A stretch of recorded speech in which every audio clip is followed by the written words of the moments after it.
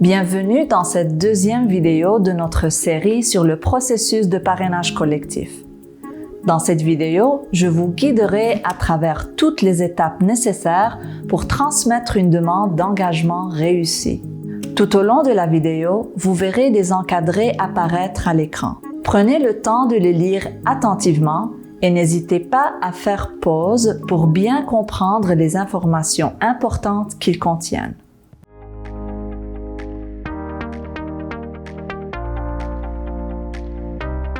Le parrainage des personnes réfugiées est sous la responsabilité du ministère de l'Immigration, de la Francisation et de l'Intégration.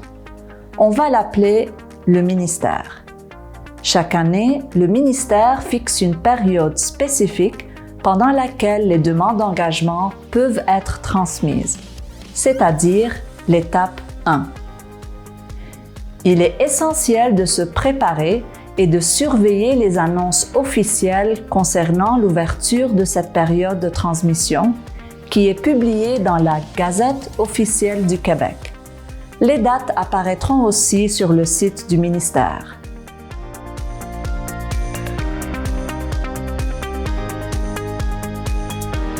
Les demandes d'engagement doivent être transmises via ARIMA durant la période de réception des demandes.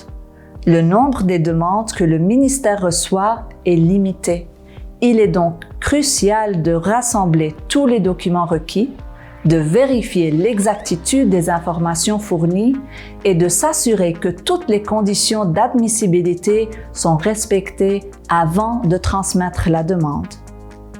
Il est aussi important de s'assurer que la demande soit admissible selon les exigences en vigueur, notamment qu'elle soit remplie en sa totalité et bien signée avant de la transmettre.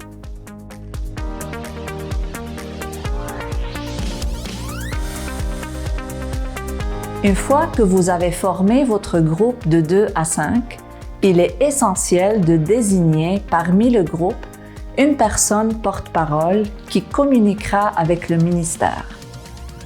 Cette désignation est décisive pour assurer une communication fluide et efficace. Bien que cette personne porte-parole soit le contact, il est important de noter que tous les membres de votre groupe doivent s'engager solidairement envers les personnes réfugiées que vous souhaitez parrainer. Cela signifie que chaque membre doit s'engager solidairement, remplir et signer le formulaire de demande d'engagement. Lisez attentivement l'encadré suivant.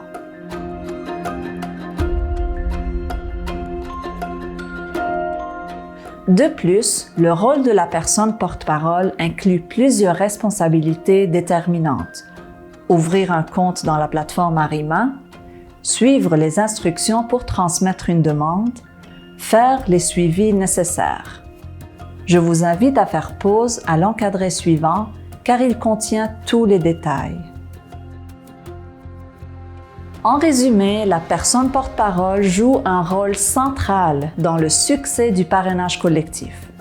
En centralisant la communication et en assurant la conformité des documents et des démarches, la personne porte-parole garantit que le processus de parrainage se déroule de manière ordonnée et efficace. Il est donc essentiel de choisir une personne qui est non seulement organisée et communicative, mais aussi pleinement engagée et disponible.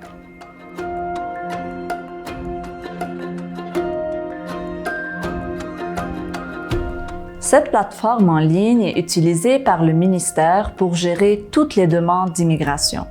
C'est également par ARIMA que le ministère et la personne porte-parole du groupe garant communiquent durant le processus de parrainage.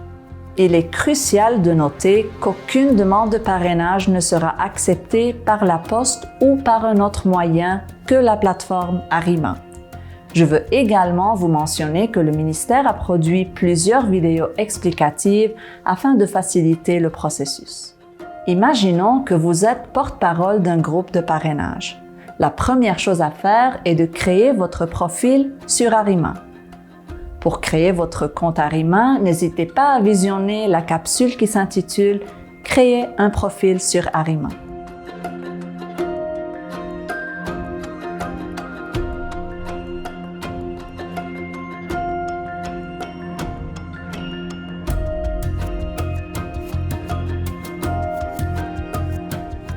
La personne porte-parole doit transmettre des copies des pièces d'identité pour chaque membre du groupe. Les pièces d'identité acceptées sont par exemple une carte d'assurance maladie du Québec, un passeport canadien, un certificat de citoyenneté canadienne, une carte de résidence permanente canadienne, un permis de conduire délivré au Canada.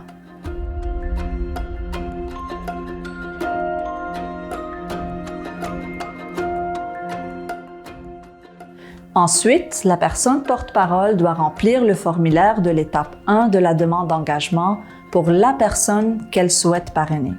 Une fois le formulaire rempli, imprimez-le et faites-le dater et signer par chaque membre du groupe. Assurez-vous que chaque membre du groupe a bien lu et coché la section du formulaire intitulée « Protection des renseignements personnels » et la section intitulée « Déclaration » avant de signer. Les formulaires signés doivent alors être numérisés. Assurez-vous que le formulaire de demande d'engagement et les documents requis numérisés soient clairs et lisibles, car un document ou un formulaire illisible, incomplet ou mal rempli rendra votre demande inadmissible. Il est important de mentionner qu'en signant l'engagement, vous signez un contrat avec le gouvernement couvrant plusieurs obligations. Ce contrat est valide dès sa signature par le ministère et dure 12 mois. Il prend effet à l'arrivée des personnes réfugiées à l'aéroport lorsque les personnes parrainées obtiennent leur statut de résident permanent.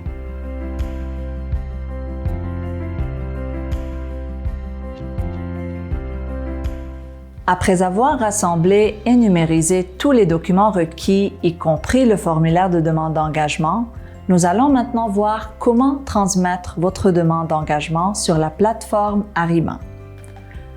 Pour commencer, votre porte-parole doit se connecter à son compte Arima, remplir la section qui correspond aux membres du groupe et la section de la personne requérante principale.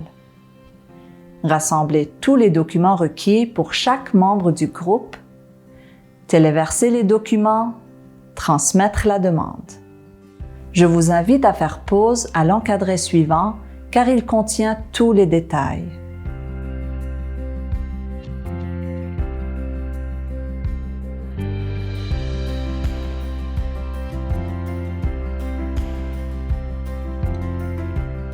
En résumé, il est important de s'assurer que votre demande respecte toutes les exigences d'admissibilité. Toute demande qui ne remplit pas ces exigences sera considérée non admissible.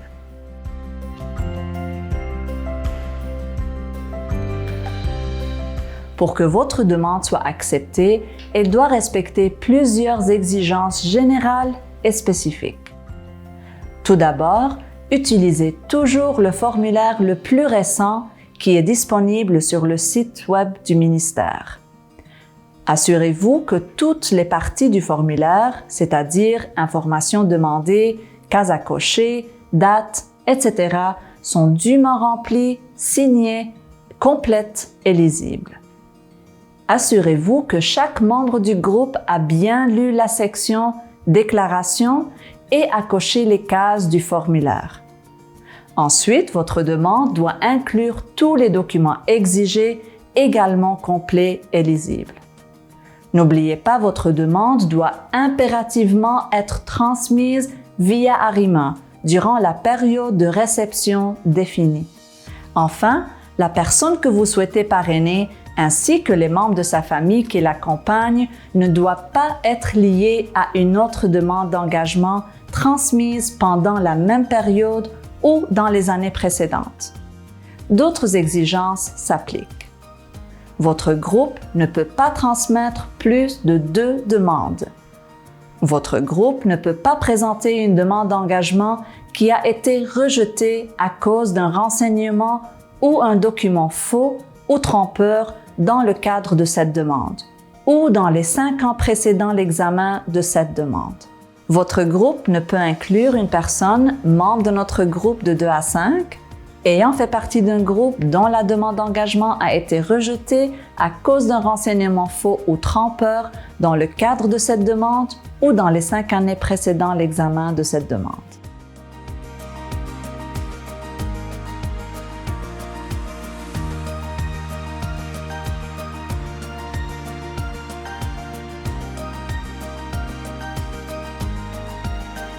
Après la transmission de votre demande d'engagement, si le ministère reçoit plus de demandes que le nombre de dossiers qu'il peut accepter, un tirage au sort sera effectué. Ce tirage est réalisé de manière équitable sous la supervision d'une personne externe et en présence de témoins pour garantir la transparence du processus. Seules les demandes admissibles seront tirées au sort. Si votre demande est acceptée, vous recevrez une communication via la plateforme Arima avec les instructions pour poursuivre le processus. Le ministère communique uniquement avec les porte-paroles des groupes dont au moins une demande d'engagement pourra être reçue. Si votre demande ne fait pas partie de celles qui seront reçues par le ministère, votre porte-parole ne recevra pas de communication dans son compte Arima. Le statut de sa demande passera de transmis à terminé. Je vous invite à écouter Sandra à nouveau. Son témoignage offre un aperçu précieux de ce à quoi vous pouvez vous attendre.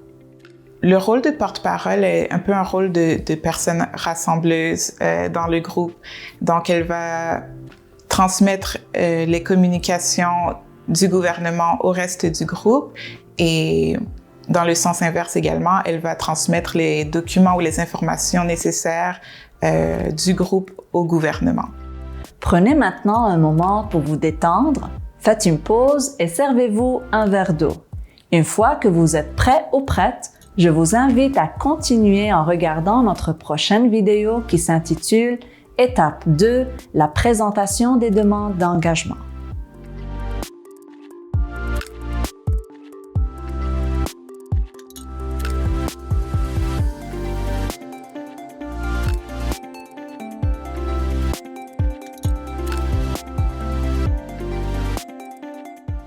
Bienvenue dans cette troisième vidéo de notre série sur le processus de parrainage collectif. Dans cette vidéo, je vous guiderai dans l'étape 2, la présentation des demandes d'engagement.